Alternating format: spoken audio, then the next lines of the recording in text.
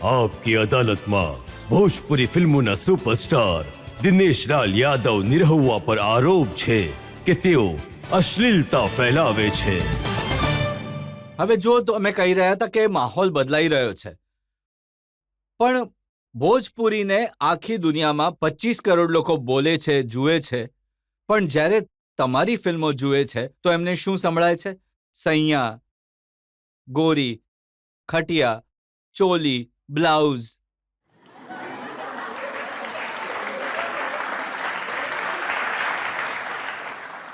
આ સૌથી યોગ્ય જગ્યા છે, આ એ મંચ છે જ્યાં હું આ વાત કરી શકું છું, આખી દુનિયાને કહી શકું છું કે આ ઘણું મોટું ષડયંત્ર છે ભોજપુરીને બદનામ કરવાની.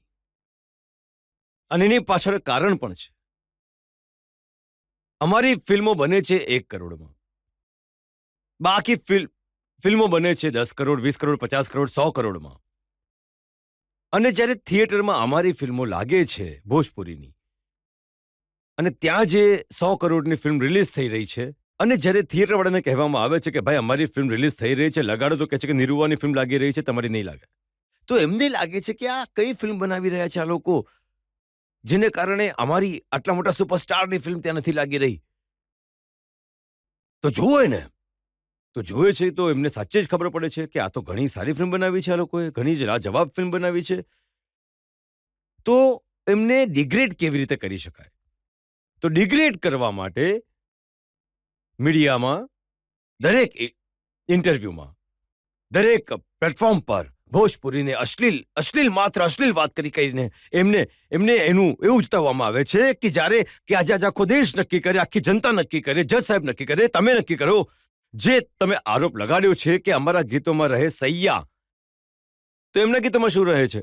સૈયા કે સાથ મળૈયા મેં. એ અશ્લીલ નથી, એ અશ્લીલ નથી. એમના ગીતોમાં શું હોય છે? અમે ખાલી એ અમારા ગીતોમાં બતાવ્યું કે મારી પત્ની છે અને એ તૈયાર થઈ રહી છે જવા માટે, અને એ કહી રહી છે કે હાથ પહોંચત નહીં ખે જાતા રૂક રાજાજી, લગાય દઈ ચોલિયા કે હુંક રાજાજી.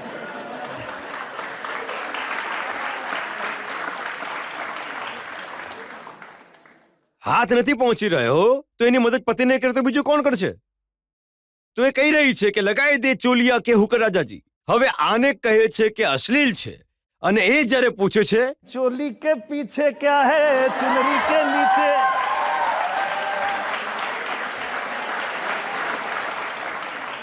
અમે તો ભાઈ ભોજપુરીમાં માત્ર હુકની વાત કરી રહ્યા છે, તમે શું વાત કરી રહ્યા છો એ કહો ને. હવે તમે ભોજપુરીમાં શું વાતો કરો છો એના 1-2 એક્ઝામ્પલ આપું છું. જી. એ ભોજપુરીમાં છે, મેં એને ગુજરાતીમાં ટ્રાન્સલેટ કર્યું છે. પિયાની મોટભેડ રાત્રે 1:30 વાગે. जवानिया का मेल रात 1:30 बजे.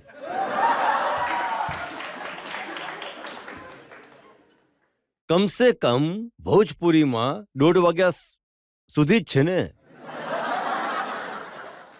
જે અમારા પર આરોપ લગાવે છે એ શું બનાવે છે? સુબહ સે લેકર શામ તક, शाम से लेकर सुबह तक प्यार करो, मुझे प्यार करो. ભોજપુરીમાં 1:30 વાગે કહી દીધું તો આટલો પ્રોબ્લેમ થઈ ગયો કે ભોજપુરીને અશ્લીલતા સાથે જોડી દેવામાં આવી, અને આ સવારથી લઈને સાંજ સુધી, સાંજથી લઈને સવાર સુધી. તો અમે અશ્લીલ છે કે આ લોકો અશ્લીલ છે? પણ આ તો ભોજપુરીમાં કહે છે ને કે पलंग पे आजा चाहे तो नीचे तकिया लगा ले.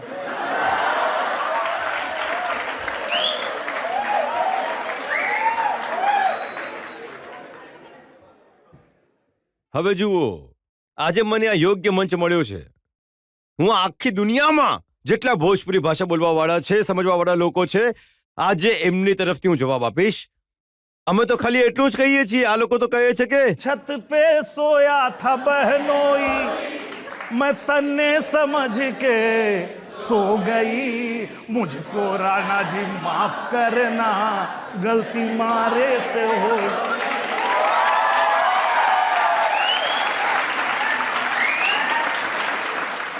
હવે આખી જનતાની અદાલત, જજ સાહેબ, તમે અને આખો દેશ, દુનિયા નક્કી કરે કે અમે જો ખાટલા પર બોલાવ્યા છે તો અમે અશ્લીલ છે, કે આજે ધાબે કાંડ થયો છે એ અશ્લીલ છે? પણ તમે માત્ર ખાટલા પર બોલાવી નથી રહ્યા. તમે શું કહી રહ્યા છો? सैया छोड़ दो तू खटिया तोड़ देगा रे. જો અમે જે કહી રહ્યા છીએ લોકો પણ એ જ કહી રહ્યા છે, કઈ અલગ નથી કહી પણ તમે રહ્યા. કંઈક વધારે કહી રહ્યા છો. નહીં જજ સાહેબ, અમે વધારે કહી રહ્યા છે કે બીજા લોકો વધારે કહી રહ્યા છે એ નક્કી કરી લો તમે. જો કોઈ પણ ભોજપુરી ફિલ્મમાં જ્યાં સુધી હિરોઈનનું ધગધગ નહીં બતાવો ત્યાં સુધી પિક્ચર પૂરું નથી થતું, અને ઘણીવાર બતાવે છે. અચ્છા, હું સમજી ગયો સર, ક્યાંથી પૂછી રહ્યા છે હું સમજી ગયો સર. અમારા ગીતમાં આવ્યું છે કે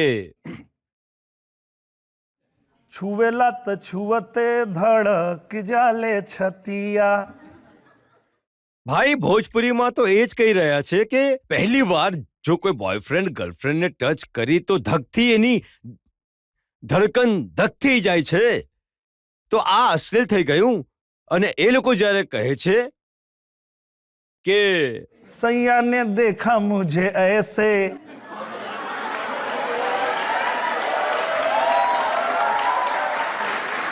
કોણ અશ્લીલ છે એ આજે નક્કી થશે આ અદાલતમાં. અશ્લીલ કોણ છે, અમે છીએ કે આ છે? બાકી જે બનાવી રહ્યા છે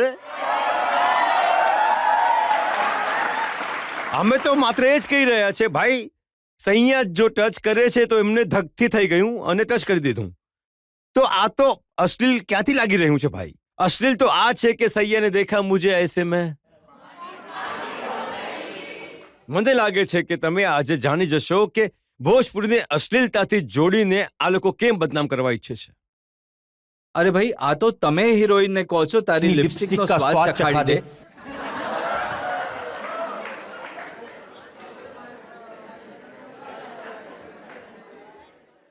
નામ સિંદૂર અને ચાક્ષો લિપસ્ટિક. વાત તો એ જ છે સર, હું કેટલી સફાઈ આપું અને જેટલી તમે સફાઈ માંગશો એટલી હું સફાઈ આપીશ, બાકી લોકો લેપટતા જશે. કારણ કે જો હું એ કહી રહ્યો છું તો એ માત્ર એટલું જ કહી રહ્યો છું ને કે મને ચાખવા દે આ લિપસ્ટિકનો ટેસ્ટ કેવો છે, એટલે આ કઈ ફ્લેવર છે એ તો એ જાણવા માંગે છે કે કઈ કેરી વાળી છે કે લીચી વાળી છે. અને એ લોકો જે બનાવી રહ્યા છે સીધા જવાની કા રસ પી ગયા. એ આખી જવાની જ પી રહ્યા છે તો અશ્લીલ નથી. અમે માત્ર ફ્લેવરના ચક્કરમાં અશ્લીલ ના, થઈ તમારી ગયા. વાત ઠીક છે, ત્યાં પણ થાય છે જીયરા ધગધગ કરને લગા. પણ એ જી. કહે છે કે અમે ભોજપુરી ફિલ્મોમાંથી શીખ્યું છે. તો જુઓ, એ જ થાય છે ને કે કેટલું મોટું ખોટું છે. પહેલા હિન્દી ફિલ્મો બનતી હતી કે ભોજપુરી બનતી હતી? હિન્દી ફિલ્મોને જોઈને, હિન્દી હીરો લોકોને જોઈને તો અમે લોકો હીરો બન્યા. અમે લોકોએ ગોવિંદાજીને જોયા, અમે લોકોએ અક્ષય કુમારજીને જોયા, તો એ લોકોને જોઈને જ તો અમે લોકો આવ્યા. હવે જુઓ તમે સર, મને એ જણાવો, તમારી કોઈ એવી ફિલ્મ નથી હોતી જેમાં એક સુહાગરાતનો સીન નહીં હોય. બેડરૂમ, પલંગ, રજાઈ, આ બધું પરમનન્ટ છે. એક ફિલ્મ હતી, તમે લોકો જોઈ હશે, રાજા હિન્દુસ્તાની. એમાં હિરોઈનનો બાપ કહે છે કે રાજા તારા લગ્ન થઈ ગયા છે, તો એ કહે છે કે નહીં સાહેબજી, હજી જેને ચાહીએ એ મળી નથી. તો કહે છે કે તમે લોકો પણ સપનાની દુનિયામાંથી ખોવાઈ રહેલા છો, એવું લાગે છે કે રાજકુમારી આવવાની છે. કહે છે કે આવશે સાહેબ, મારા પણ સપનાની રાજકુમારી આવશે. મેં જોયું તો મને પણ લાગ્યું કે મારા પણ સપનાની રાજકુમારી આવશે. અને પછી અમે સર નિરહુઆ હિન્દુસ્તાની બનાવી અને નિરહુઆ નીકળી પડ્યો પોતાની સપનાની રાણી શોધવા મુંબઈ. મુંબઈ આવ્યા પછી સપનાની રાણી મળી પણ ગઈ. સપનાની રાણીને લઈને ગામ ગયો અને ગામનું કલ્ચર, ભોજપુરીનું કલ્ચર એવું છે કે એ જે બગડેલી છોકરી હતી એ સુધરી ગઈ. એનો બાપ પણ આવીને નથી ઓળખી શકતો કે આ મારી જ દીકરી છે, જેને હું જિંદગીમાં નહીં સુધારી શક્યો તો મેં લોકો એને સુધારી દીધી. તો મેં એમને કહ્યું કે ભોજપુરીનો રંગ એવો છે કે કોઈ પણ રંગ ઉપર ચડી જાય છે.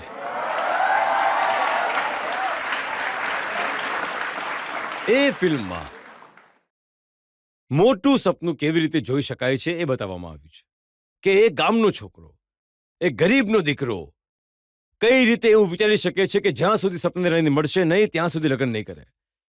મોટું વિચારવું, મોટું સપનું જોવું એ ફિલ્મ શીખવે છે. એના પછીમાં અધ્યાત્મ પણ છે. कि राह में निकल चला ये राही मंजिल जाने कहां भेटाई, समय से पहले भाग से ज्यादा कुछ ना मिल पाई. સમયથી પહેલાના ભાગ્યથી વધારે કંઈ નહીં મળશે. બસ તમે તમારું કર્મ કરતા રહો, જે તમારી મંજિલ છે એ તમને મળી જ જશે. નિર્વાજી, તમે ઘણી કોશિશ કરી છે ફિલ્મોમાં વલ્ગેરિટીને ડિફેન્ડ કરવાની, પણ સાચી વાત એ છે કે ભોજપુરી ફિલ્મોમાં અશ્લીલતા તો છે. અને હવે તમે એક જવાબદારીવાળી પોઝિશનમાં છો, રાજનીતિમાં છો, તો તમારી જવાબદારી છે આમાં શાલીનતા લાવવાની કોશિશ કરો. હમણાં સર એક આરોપ લગાડ્યો હતો વલ્ગારિટીનો. તમે બોલિવૂડ તરફ ઇશારો કર્યો. આજકાલ દરેક નાના નાના બાળકો પણ સોશિયલ મીડિયા પર છે. એ આવા વર્ડિંગ્સ અને આવા સોંગ સાંભળે છે તો એનું માઇન્ડસેટ ક્યાં જાય છે? ઘણો સારો એવો તમે સવાલ કર્યો. અને હું એક વાત ક્લિયર કરવા ઈચ્છું છું કે મેં કોઈને ખોટા નથી કહ્યા, એ ખોટા છે. મેં એ કહ્યું કે એન્ટરટેઇનમેન્ટ માટે જે ફિલ્મો બને છે એટલે ભલે કોઈ પણ ઇન્ડસ્ટ્રીમાં હોય એ આવી બને છે. હવે તમારે ચૂઝ કરવાનું છે કે તમારે જોવું શું છે, તમારા બાળકોને બતાવવું શું છે. પવનસિંહજીએ એક ઘણી વાત સારી કહી હતી કે મેં 500 દેવી ગીત ગાયા છે, ભજન ગાયા છે. એને કેમ નથી સાંભળતા? તમે લોકો લોલીપોપ સાંભળો છો. જ્યાં જઈએ છીએ અમે લોકો દુનિયાના કોઈ પણ ખૂણામાં તો ત્યાં વાગવા લાગે છે कमरिया हा कमरिया हा कमरिया करेला पालप लॉलीपॉप लागेलू. તો કહેવાનો અર્થ એ છે કે બધું જ ઉપલબ્ધ છે. ચૂઝ તમારે કરવાનું છે કે તમને શું જોઈએ છે. હું જાણું છું કે બિહારમાં કઈ રીતે રિસ્પેક્ટથી વાત કરે છે, અથવા ઇવન છઠ પૂજા આ બધી વસ્તુઓ છે, બટ સ્ટીલ એઝ બિહારી મને આ એક્સપ્લેન કરવું લોકોને ઘણું જ મુશ્કેલ થઈ જાય છે કે બિહારમાં રિસ્પેક્ટથી વાત કરે છે, અદબથી વાત કરે છે. સો આ વસ્તુ જો તમે પ્રમોટ નહીં કરશો તો કોણ કરશે? મેં કર્યું છે પ્રમોટ, અને હું આજે તમને જણાવું છું કે દુનિયામાં કોઈ પણ તમને જો તમને કહેવા ઈચ્છે છે કે તમે બિહારી છો, તમે ભોજપુરી બોલો છો, તો આ વાત માટે ક્યારે શરમાશો નહીં. તમે એમ કહેજો કે તમારે જોવું છે. માઈ જઈને જોવો બનાવી છે, તમારે જોવું છે. હમણાં ફસલ આવી છે, જો એ હિન્દીમાં હોત તો નેશનલ એવોર્ડ મળ્યો હોત. એમાં ગીત હતું મરૂન કલર સરિયા, આખી પૃથ્વી પર ટ્રેન્ડ કરી રહ્યું છે. તમે જોયું હશે. તો એમને કહો કે એવું નથી. એ જાણી જોઈને ષડયંત્ર કરે છે તમને નીચા બતાવવા માટે. પણ એમને ગર્વથી કહો, જેવી રીતે હું કહું છું જ્યાં પણ જાઉં છું. चाहे रहिया बॉम्बे दिल्ली, चाहे रहिया मसूरी में, लिखिया पढ़िया कोनो भाषा बतिया भोजपुरी में.